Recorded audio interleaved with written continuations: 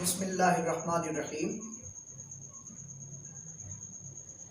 آج گلدستہ سیرت رسول کے چند خوبصورت پھولوں کا تذکرہ کرنا ہے،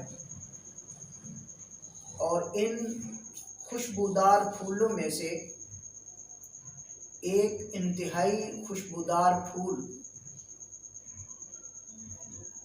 نبی مہربان صلی اللہ علیہ وسلم کا اخلاق حسنہ ہے۔ اچھا اخلاق حسنہ، سب سے پہلی تو یہ بات سمجھنے کی ضرورت ہے کہ اخلاق حسنہ کہتے کسے ہیں۔ عام طور پر یہ تصور پایا جاتا ہے کہ اچھی گفتگو کر لینا، اچھے طریقے سے کسی سے بول لینا، ود اسمائلنگ فیس کسی سے بات کر لینا، یہ اخلاق ہے۔ یہ اخلاق کا انتہائی محدود تصور ہے۔ اخلاق کا وسیع تر تصور جو ہے وہ یہ ہے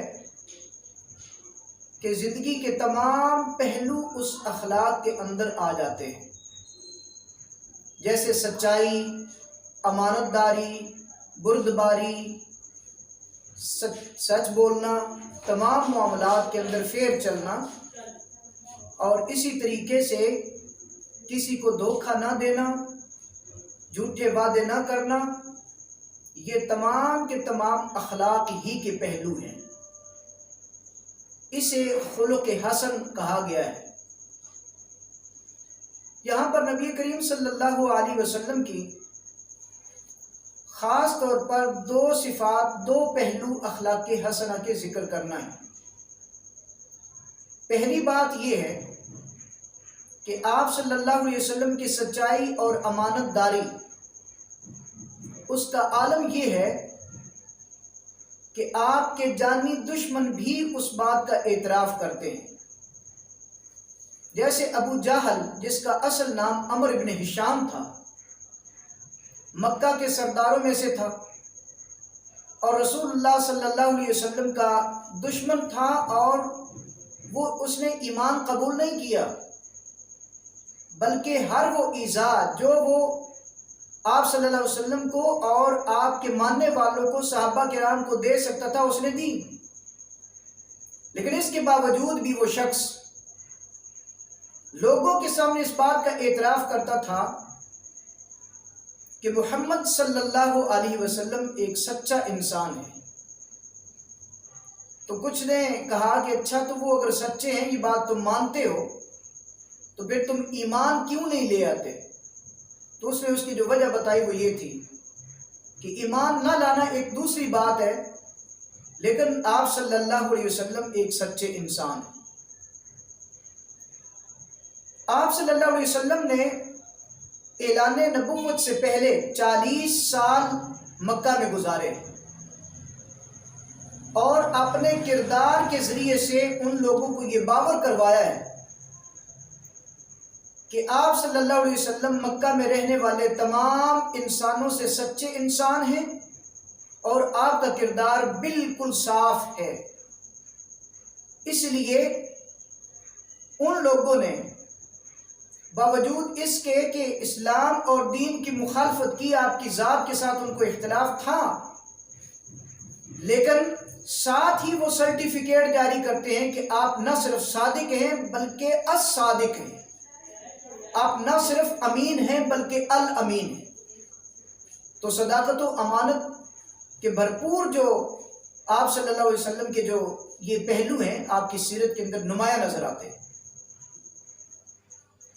امانت داری کا یہ عالم ہے کہ مکہ کے سردار جو ہیں وہ اکٹھے ہو کر آپ صلی اللہ علیہ وسلم کے قتل کی پلاننگ کرتے ہیں، اور آپ کے گھر کو گھیر لیتے ہیں، لیکن عالم یہ ہے کہ انہی لوگوں کی امانتیں آپ کے پاس موجود ہیں۔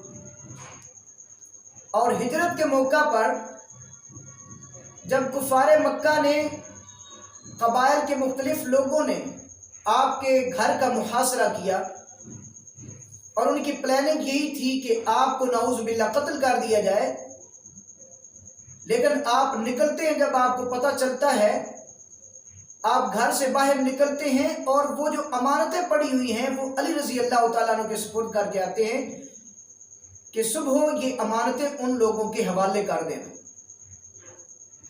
اس سے بڑھ کے سچائی اور امانت داری کی کوئی اور مثال نہیں ہو سکتی۔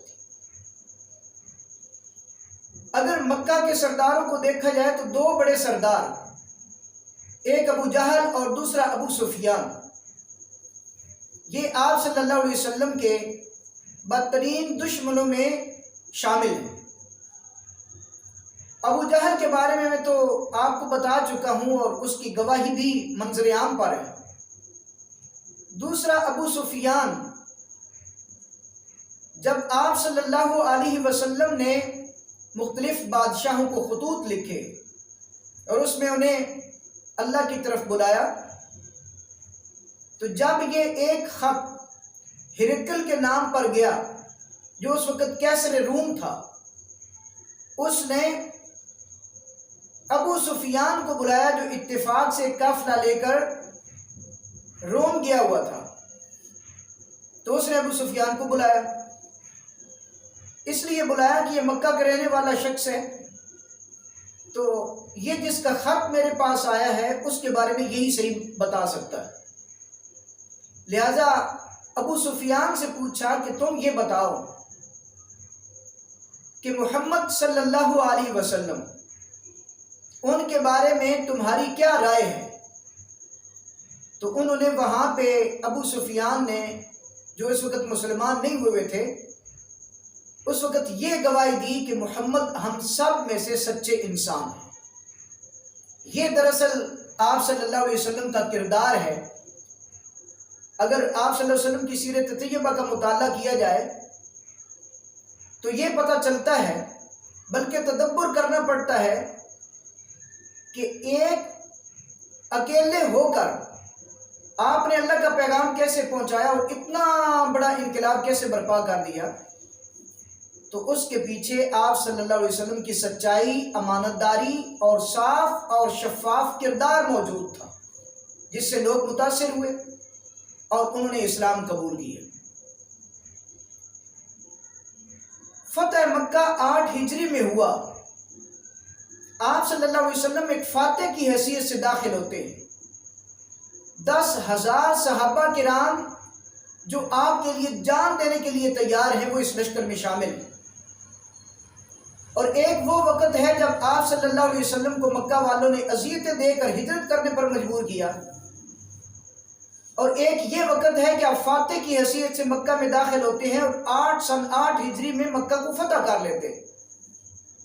لیکن اس موقع پر آپ نے دنیا والوں کو ایک عظیم اور بہت بڑا سبق دیا کہ بردباری، تحمل، معافی، عفو، درگزر یہ ہر انسان کے اندر پیدا ہونی چاہیے۔ آپ نے اس مجمع کے سامنے کھڑے ہو کر کہا، اب تم لوگ مجھے یہ بتاؤ کہ تم مجھ سے کیا توقع رکھتے ہو؟ ان سب نے بیک زباں ہو کر کہا کہ آپ اچھے بھائی ہیں اور اچھے بھائی کے بیٹے ہیں۔ یہ سن کر آپ صلی اللہ علیہ وسلم نے ان تمام کے لیے معافی کا اعلان کیا اور یہ فرمایا کہ میں آج تمہارے ساتھ وہی سلوک کروں گا جو حضرت یوسف علیہ السلام نے اپنے بھائیوں کے ساتھ کیا تھا۔ اور پھر یہ فرمایا کہ لا تثریب علیکم اليوم اذهبوا فانتم الطلقاء، کہ جاؤ آج تم پر کسی قسم کی کوئی پکڑ نہیں، تم سارے کے سارے آزاد۔ اس حسن سلوک اور اخلاق کے اس اچھے پہلو کی وجہ سے بہت سارے لوگ اس وقت بھی مسلمان ہو گئے۔ وحشی بن کلاب یہ ایک غلام تھا اور ہندا نے اس کو یہ ٹارگٹ دیا ہوا تھا کہ آپ نے غزوہ احد میں حضرت حمزہ رضی اللہ تعالی عنہ کو شہید کرنا ہے۔ لہذا یہ وہاں پر بیٹھا، اس نے تاک کے نیزہ مارا اور حمزہ رضی اللہ تعالی عنہ کو شہید کر دیا، اور نہ صرف شہید کیا بلکہ آپ صلی اللہ علیہ وسلم کے حقیقی چچا حضرت حمزہ رضی اللہ تعالی عنہ کی لاش کا مسئلہ بھی کیا، کان کاٹے، ناک کاٹی، اور اسی طرح जिस्म के मुख्तलिफ हिस्सों को काटा। अब ये वाशी बिन किलाब ये आप सल्लल्लाहु अलैहि वसल्लम के पास आता है और ये कहता है कि ए अल्लाह के रसूल सल्लल्लाहु अलैहि वसल्लम, अगर मैं इस्लाम कबूल कर लूँ तो क्या ये मेरा गुनाह माफ़ हो जाएगा? आप सल्लल्लाहु अलैहि वसल्लम ने फरमाया कि हाँ, ये तुम्हारा गुनाह भी माफ़ हो जाएगा। तो फिर आप सल्लल्लाहु अलैहि वसल्लम ने उसे कलमा पढ़वाया, उसे मुसलमान किया और उसके बाद ये अलबत्ता आप सल्लल्लाहु अलैहि वसल्लम ने उसे कहा कि वाशी इस्लाम कबूल कर लो, लेकिन मेरी नज़रों के सामने ना आया करो, तुझे देखकर मुझे अपने चचा की याद आती है। तो वाशी बिन किलाब ने ये आप सल्लल्लाहु अलैहि वसल्लम से वादा किया कि मैं आज के बाद आपको नज़र नहीं आऊँगा। लिहाजा वो शाम की तरफ चले गए और आप सल्लल्लाहु अलैहि वसल्लम के सामने ना आए। अब वाशी बिन किलाब वो हैं जिन्होंने एक तरफ हज़रत हम्ज़ा रज़ी अल्लाह तआला अन्हु को शहीद किया है, न सिर्फ शहीद किया है बल्कि आपकी नाश मुबारक का मुसला बनाया है, और दूसरी तरफ आप सल्लल्लाहु अलैहि वसल्लम उनको किस तरह से मुआफ़ कर रहे हैं। अब वाशी बिन किलाब के मुसलमान होने पर जब उसने कहा कि अगर मैं मुसलमान हो जाऊं तो मेरा ये गुनाह माफ़ हो जाएगा, तो आपने उस वक़्त ये नहीं देखा कि ये मेरे चचा का कातिल है और मुझे इससे बदला लेना चाहिए। हालांकि आपके पास पावर थी, ताकत थी, आप उससे बदला ले सकते थे, लेकिन किसी किस्म का कोई बदला नहीं लिया। ये है वो अफ़्व दरगुज़र जो अखलाक हसना का एक बहुत खूबसूरत पहलू है। हमें भी आज अपनी ज़िंदगी के अंदर प्रैक्टिकल लाइफ में, सोशल लाइफ में सच्चाई, अमानतदारी, तहम्मुल, बुर्दबारी, अफ़्व दरगुज़र, अखलाक हसना के इन पहलुओं को भी इख्तियार करना चाहिए।